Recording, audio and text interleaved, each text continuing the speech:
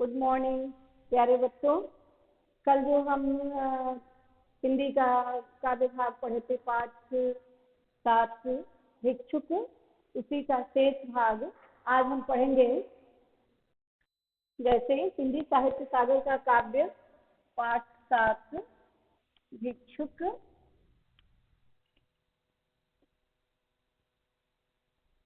शेष भाग।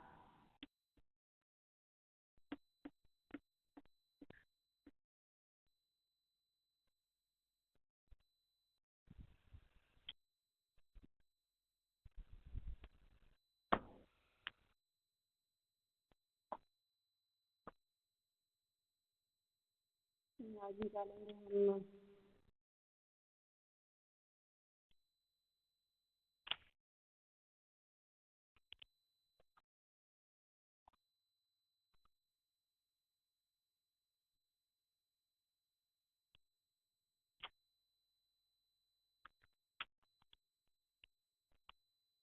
कल हम पढ़े थे फर्स्ट पैराग्राफ। आज सेकंड पैराग्राफ पढ़ेंगे।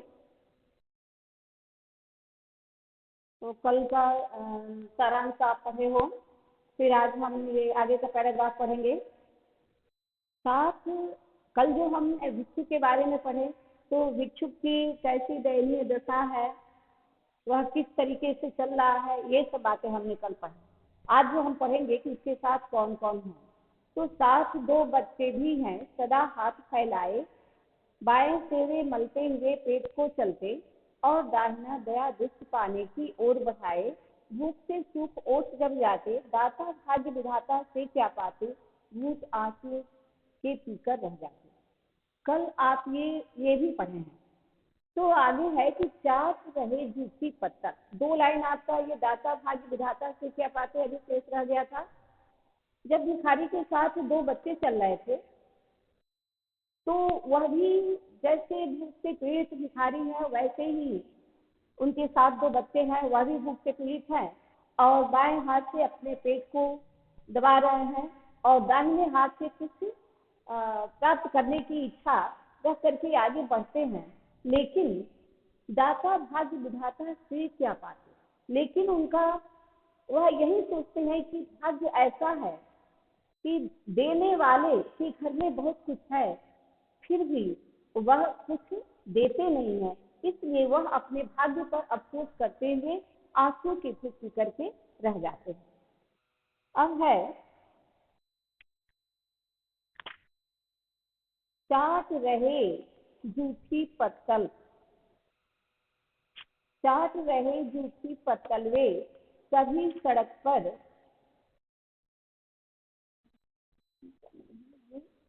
है चाट रहे झूठी पत्तल वे कभी सड़क पर खड़े हुए, और झपट लेने को उनसे कुत्ते भी हैं अड़े हुए। ठहरो अहो मेरे हृदय में है अमृत, मैं सींच दूंगा, अभिमन्यु जैसे हो सकोगे तुम, तुम्हारे दुख मैं अपने हृदय में खींच लूंगा। अब आप देखेंगे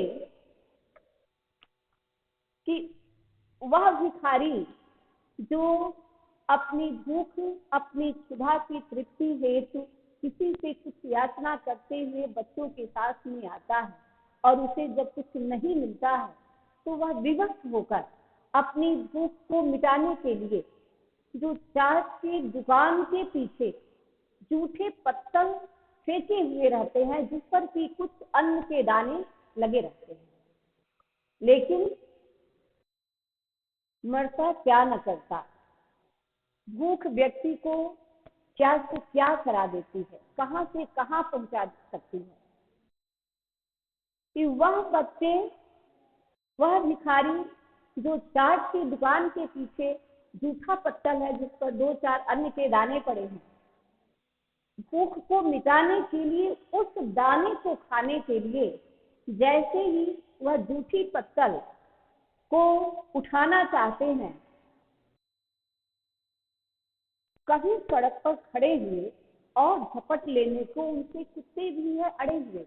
वे कभी सड़क पर खड़े हैं और चाट की दुकान के पीछे जो जूठे पत्तल फेंके गए हैं, उस पर जो 2-4 अन्न के दाने हैं, वह भूख से बावला है, इसलिए वह उसे भी खा करके कुछ तो पेट में जाएगा, यह सोच करके जैसे ही उसे उठाना चाहते हैं कि भाग्य की विडंबना, झपट लेने से यानी कुत्ता वहां पर दौड़ के आता है और इस अधिकार से खींचता है कि इस पर मेरा अधिकार, अर्थात उस भिखारी उस बच्चे को जूठे पत्तल पर पड़े हुए जूठे जो 2-4 अन्न के दाने हैं वह भी नसीब नहीं होते हैं। ठहरो, अहो मेरे हृदय में है अमृत, मैं खींच दूंगा। कवि भिखारी के इस स्थिति को देखकर इतना भाव हो उठता है, इतना द्रवित हो उठता है कि वह ऐसा अचानक बोल उठता है, ठहर जाओ। यानी देखता है कि यह भिक्षुक और उसके भिखारी अब हताश हो गए, तो वह कहता है, ठहर जाओ, मेरे हृदय में है अमृत, मैं खींच दूंगा। मेरे हृदय में अमृत है, उससे मैं तुम्हारा सिंचन करूंगा। यानी भाव क्या है कि वह कवि यह कहना चाहता है उस भिखारी के प्रति अपनी सहृदयता दर्शाते हुए कि तुम अपने भाग्य पर रो नहीं, तुम अपने भाग्य पर दुखित न हो, आंसू न बहाओ। मैं तुम्हारी इस दयनीय दशा को अपने काव्यों के माध्यम से इस प्रकार व्यक्त करूंगा कि तुम भले नहीं रहोगे, मैं ऐसा सींचूंगा, ऐसा अमृत का पान कराऊंगा कि तुम भले ही न रहो, लेकिन तुम्हारा यह रूप, यह भाव, यह स्थिति आने वाली पीढ़ी जो भी इस हमारी पंक्ति को पढ़ेंगे वह इतना द्रवित होंगे कि तुम्हारे जैसे भिक्षुक न रहते हुए भी तुम अमर हो जाओगे। यानी तुम्हारे इस भाव से वह दुखी होंगे, अभिमन्यु जैसे हो सकोगे तुम। इसका भाव क्या है, ये एक वर्ष आपको डाउट होगा कि अभिमन्यु जैसे हो सकोगे तुम, यानी भिखारी एक अभिमन्यु के जैसे कैसे होगा, ये इसके कहने का क्या तात्पर्य है। लेकिन इसमें एक गूढ़ रहस्य छिपा है। कवि ने यह दर्शाया है कि जिस प्रकार असहाय अभिमन्यु चक्रव्यूह भेदन में सारे दरवाजे तोड़ चुके थे, एक दरवाजा बचा था जिसे वह तोड़ न पाया, और उस असहाय अभिमन्यु को 7 महारथी मिलकर के अन्याय में उसका वध कर डाला। लेकिन वह अभिमन्यु मरा नहीं, शरीर नश्वर है, शरीर को तो नष्ट हो जाना है, शरीर उसका नष्ट हो गया, लेकिन अभिमन्यु अमर हो गया। आज भी अभिमन्यु का नाम उसकी वीरता के साथ बहुत ही अमरता के साथ लिया जाता है कि वह कितना वीर था। तो इसमें कहने का अभिप्राय है कि अभिमन्यु जैसे हो सकोगे तुम, यानी ऐ भिक्षुक तुम अपने स्थिति पर पश्चाताप न करो, क्योंकि मैं अपने कविता की पंक्तियों के माध्यम से तुम्हें ऐसा अमृत से सींचूंगा कि तुम अभिमन्यु के जैसे महान बन जाओगे, अर्थात अमर रहोगे। तुम्हें कोई भले देखे या ना देखे, लेकिन तुम्हारी इस स्थिति को पढ़ करके कोई भी पाठक जो इसको पढ़ेगा वह निश्चित ही तुम्हारे इस दयनीय दशा पर द्रवित होगा, ये स्वाभाविक होगा। ऐसा मैं उसका वर्णन करूंगा, उस पंक्ति को मैं ऐसे अमृत से पान कर दूंगा, तुम्हारे दुख में अपने हृदय में खींच लूंगा। अपने हृदय में खींच लेने का अभिप्राय है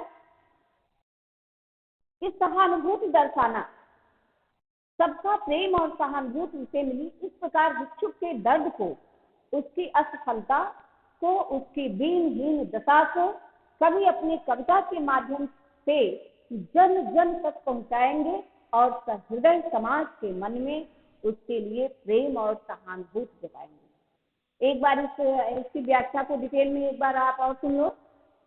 जैसे फर्स्ट पैराग्राफ में कवि एक भिखारी की दयनीय दशा को दर्शाया।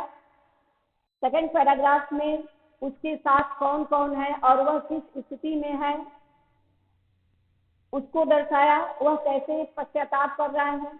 और थर्ड पैराग्राफ में कि जब व्यक्ति हताश हो जाता है, कहीं से कुछ नहीं मिलता है, तो मनुष्य जानवर भी उसके साथ क्रूरता का व्यवहार करने लगता है। जैसे कि वह भिखारी है, उसके जो 2 छोटे बच्चे हैं, भूख से बहुत पीड़ित है, और जब वह चाट की दुकान पर पीछे पड़े जूठे पत्तलों को देखता है तो वह उसमें जो 1-2 अन्न के दाने लगे हैं, उस दानों को वह चाहता है कि मैं इसे खा करके कुछ तो हमें साहस मिलेगा।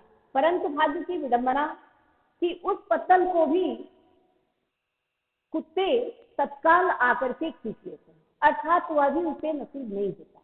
उसकी इस प्रकार की दयनीय स्थिति को देख करके कवि इतना द्रवित होता है कि उसकी कल्पना ऐसी है जो कविता में प्रकट हुआ है कि वह कहा कि मैं तुम्हें ऐसा अमर बना दूंगा, भले ही तुम आज खाने बिना मर जा रहे हो, लेकिन तुम मर करके भी अमर रहोगे, कारण कि मैं अपनी कविता की पंक्ति से तुम्हारे भाव को ऐसा अमृत से सींचूंगा कि तुम अभिमन्यु जैसे अमर बन जाओगे। जैसे अभिमन्यु वीर गति को प्राप्त किए, अन्याय में उन्हें महारथियों ने मिलकर के मारा, फिर भी वह अमर हो गए, उनका नाम आदर और सम्मान से लिया जाता है। वैसे ही कवि के कहने का तात्पर्य यह है कि मैं तुम्हें आज ऐसे अपने कविता के माध्यम से सजो दूंगा, अमृत पान करा करके सिंचित करके उसे ऐसा व्यक्त करूंगा कि जो भी पाठक, जो इसे पढ़ेगा, जो भी श्रोता इसे सुनेगा, वह निश्चय है कि इस प्रकार के भिखारी के प्रति दया का भाव वह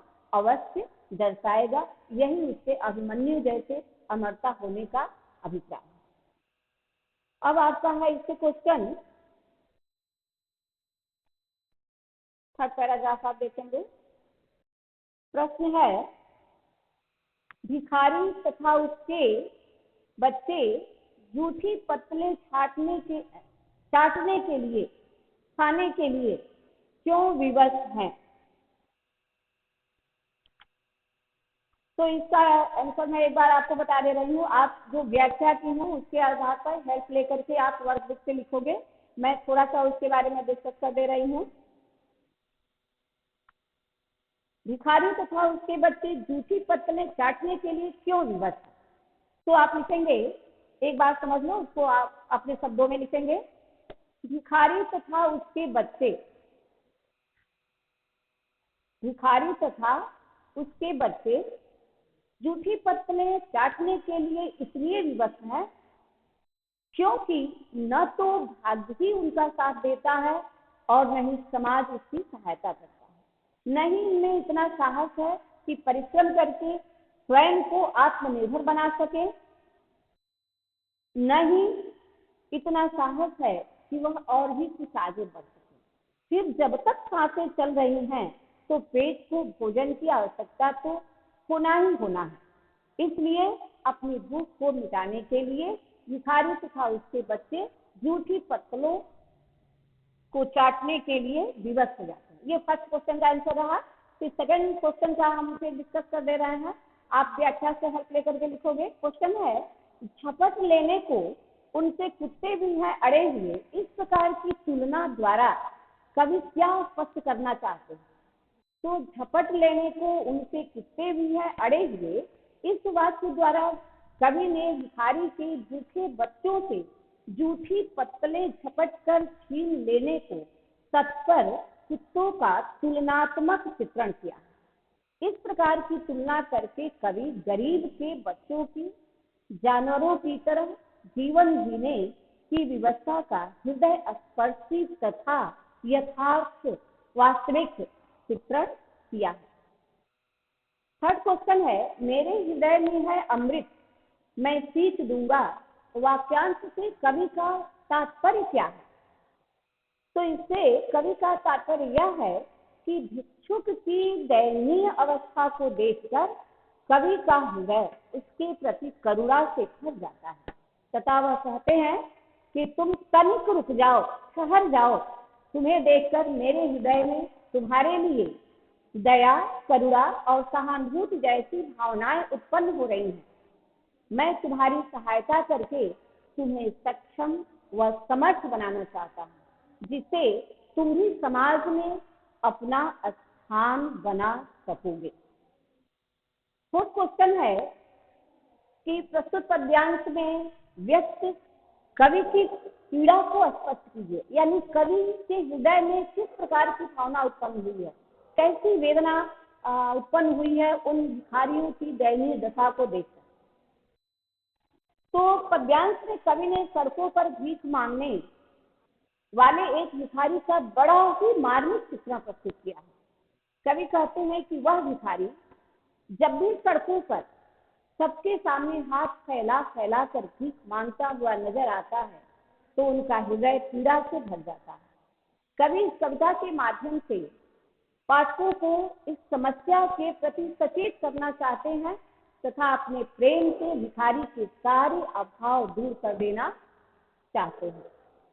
ये आपका हो गया भिक्षुक लेसन का। अब इसमें आपके वर्कबुक में दिया है तो केंद्रीय भाव, यदि क्वेश्चन में ऐसे पूछता है कि प्रस्तुत पद्यांश का केंद्रीय भाव लिखो, केंद्रीय भाव में उसको मूल, उसका निचोड़ क्या है, निष्कर्ष क्या है, निचोड़ क्या है, अभिप्राय क्या है पूरे कविता का, तो उसमें आप लिखेंगे भिक्षुक कविता निराला जी की प्रगतिवादी रचना है, जिसमें कवि भिक्षुक की दयनीय दशा को देखकर आहत हो जाते हैं। उसके दो बच्चे उसके साथ हैं जो किसी की दया दृष्टि पाने के लिए आतुर रहते हैं।